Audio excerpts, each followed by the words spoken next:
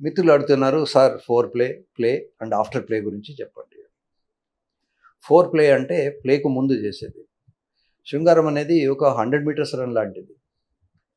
Marathon రన్‌లో 2, 3 గంటలు running చేస్తారు కనుక బాడీ స్లోగా అడ్జస్ట్ అవుతుంది. అదే 100 మీటర్స్, 200 మీటర్స్ రన్‌లో బాడీకి అంత టైం ఉండదు. సో, మీరు బెడ్‌రూమ్‌లోకి వెళ్ళి డోర్ క్లోజ్ చేసుకొని అంత చూసేసరికి 2, 3 నిమిషాలలో మొత్తం అయిపోతుంది.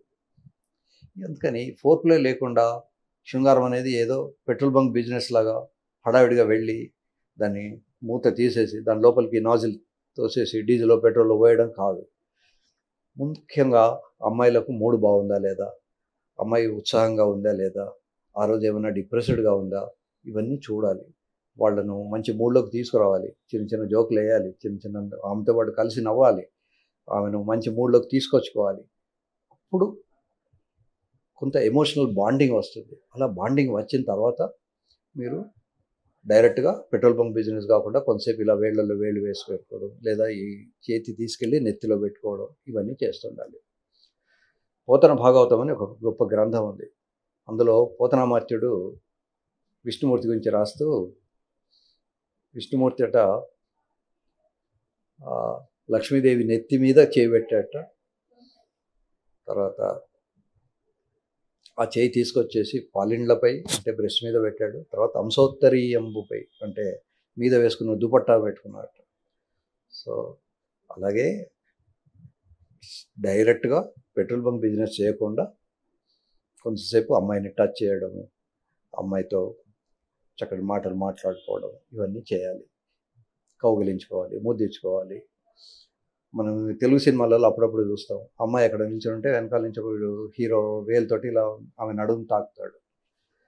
But it is a romantic mood. అట్లాంటి రొమాన్స్ ఇవన్నీ చేయడం వల్ల వాళ్ళకు కొంత ఉత్సాహం వచ్చేసి వాళ్ళు మూడ్లోకి వస్తారు. మగవాడికి తెలుసు, వాడికి అంగం గట్టిపడిందంటే హీఈస్ రెడీ ఫర్ సెక్స్.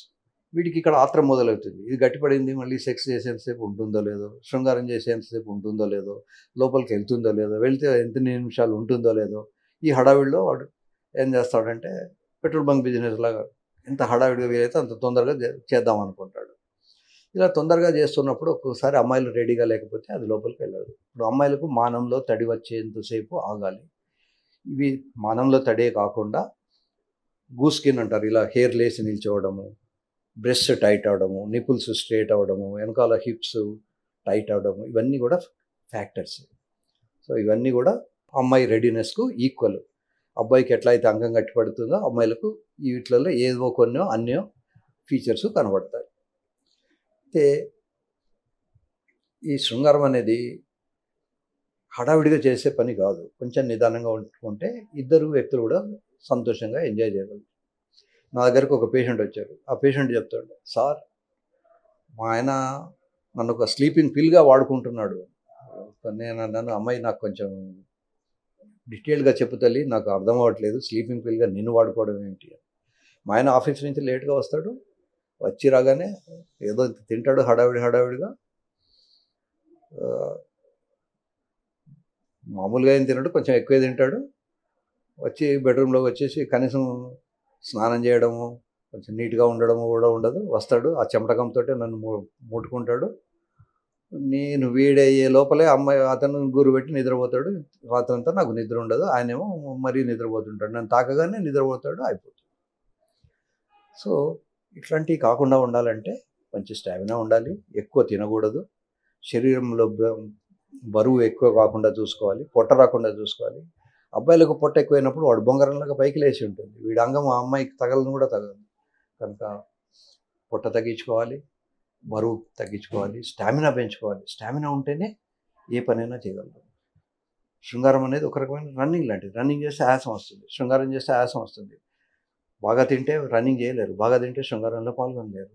ఒక రౌండ్ ఆఫ్ రన్ కాగానే మళ్ళీ సెకండ్ రౌండ్ ఆఫ్ రన్ చేయాలంటే మధ్యలో రెస్ట్ అవసరం. అట్లాగే మగవాళ్ళు కూడా ఒక రౌండ్ తర్వాత ఇంకో రౌండ్. ఆడవాళ్ళకు మగవాళ్ళకు కొంచెం తేడా ఉంటుంది.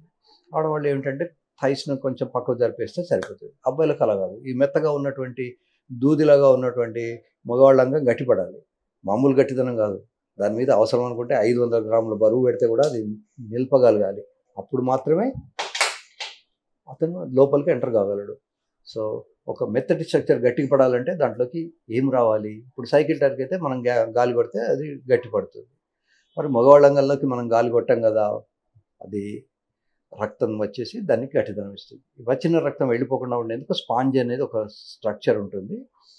దీన్ని కార్పోరా క్యావర్నోస్ అంటాం. మధ్యలో యూరిన్ వచ్చే గొట్టం ఉంటుంది. దానికి ఇటు పక్కన అటు పక్కన కార్పోరా క్యావర్నోస్ అని ఉంటుంది. దాంట్లో సైనోసైడ్స్ అని ఉంటాయి. ఈ సైనోసైడ్స్, కార్పోరా క్యావర్నోసా ఇదంతా కూడా మన కామన్ లాంగ్వేజ్‌లో స్పాంజ్ లాంటిది. స్పాంజ్ రక్తాన్ని పట్టుకుంటుంది. రక్తాన్ని పట్టుకున్నప్పుడు గట్టిగా ఉంటుంది. రక్తాన్ని వదిలేయగానే మెత్తబడుతుంది. సో, ఈ స్పాంజ్ సిగరెట్ తాగే వాళ్ళకు, ఎక్సర్సైజ్ చేయని వాళ్ళకు, బాగా ఫ్యాట్స్ ఉన్న వాళ్ళకు, ఏజింగ్‌లో 50 ఏళ్ళు వచ్చిందంటే ఆడవాళ్ళకు సామాన్యంగా మెన్సెస్ ఆగిపోతాయి. రొమ్ములు వేలాడబడతాయి, పొట్ట వస్తుంది, బట్టతల వస్తుంది. కొంతమందికి సన్నటి మీసం కట్టు కూడా వస్తుంది. అంటే వాళ్ళకి ఆడతనం కొంత తగ్గిపోతుంది. మగవాళ్ళకు కూడా సుమారు అదే వయసులో వీళ్ళకి మగతనం తగ్గిపోతుంది. ఆడవాళ్ళకి వచ్చేదేమో డ్రమాటిక్. మంత్లీ సైకిల్ ఆగిపోవడం ఇవన్నీ కొంచెం డ్రమాటిక్‌గా ఉంటాయి. అబ్బాయిలకు అలా ఏమి ఉండదు. వీడు మీసాలకు రంగు పూసుకుంటాడు. రంగు పూసుకున్నంత మాత్రాన కింద అంగం గట్టిపడాలని ఏం లేదు. సో, ఇది మగవాళ్ళకు ఆడవాళ్ళకు ఉన్నటువంటి తేడా. సో, కొద్దిమందికి అమ్మాయిలకు మెన్స్ట్రుయల్ సైకిల్ ఆగిపోయిన తర్వాత కానీ, హిస్టరెక్టమీ ఆల్రెడీ గర్భసంచి ఆపరేషన్ అవ్వడం వల్ల కానీ అది డ్రై అయిపోతుంది. అటువంటప్పుడు డ్రైగా ఉన్నప్పుడు వీళ్ళు సంసారం చేయడానికి ట్రై చేస్తే ఆ అమ్మాయికి నొప్పి వస్తుంది. కనుక మీ ఇంట్లో ఉన్న ఏదైనా లూబ్రికెంట్, అది కొబ్బరి నూనె కావచ్చు, మీరు వంట నూనె కావచ్చు, ఇన్ఫెక్షన్స్ ఏమీ రావు. వ్యాజిలిన్ కానీ, ఏదైనా ఆయింట్మెంట్ కానీ, కేవై జెల్ కానీ ఏది దొరికితే అది పెట్టేసుకొని చేయాలి. ఏమీ లేకపోతే కొంచెం నీళ్ళ తడిన చేసి లోపలికి ఎంటర్ కావాలి. సో, ఇది మినిమల్‌గా మగవాళ్ళకు ఉండాల్సినటువంటి clarity what they have to do అనేది. చాలామంది అంటుంటారు, సార్ సంసారం చేస్తుంటే లోపలికి వెళ్తుంది కానీ వెళ్ళక ముందే అది మెత్తబడిపోతుంది, లేదా ఒకసారి మెత్తబడగానే అది బయటకు వచ్చేస్తుంది, లేదా ఫ్లూయిడ్ బయటికి రాగానే అది మెత్తబడుతుంది. ఇవన్నీ ఉంటున్నాయి. మరి ఏం చేయాలి? ఎక్కువ టైం ఎలా ఉండాలి అని అంటారు. ఎక్కువ టైం ఉండాలంటే రోజు 15-20 నిమిషాలు any aerobic exercise, running, jumping, skipping, swimming ఏదో ఒకటి చేయాలి. సో, అప్పుడు వాళ్ళకి ఆ స్టామినా ఉంటుంది. ఇది కాక పెల్విక్ ఎక్సర్సైజెస్ అని ఒక స్పెషల్ ఎక్సర్సైజెస్ ఉన్నాయి. వాటి కిగిల్స్ ఎక్సర్సైజ్ అంటారు. మీరు గూగుల్ చేసి చూస్తే మీకు తెలుస్తుంది. ఈ పెల్విక్ ఎక్సర్సైజెస్ ఎలా చేయాలనేది బాగా డీటెయిల్గా రాశారు వాళ్ళు.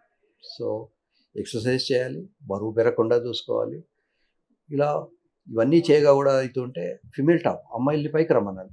కేరళలో ఒక కల్చర్ ఉంది. అమ్మాయిలు ఏంటంటే మంచం మీద అబ్బాయి పడుకొని ఉంటే అమ్మాయిలు పైకి వచ్చేసి పైనుంచి సీలింగ్ నుంచి ఒక తాడు వేలాడుతుంటుంది. అమ్మాయి ఆ తాడు హెల్ప్ తీసుకొని వీడికి థర్స్ ఇస్తుంటుంది.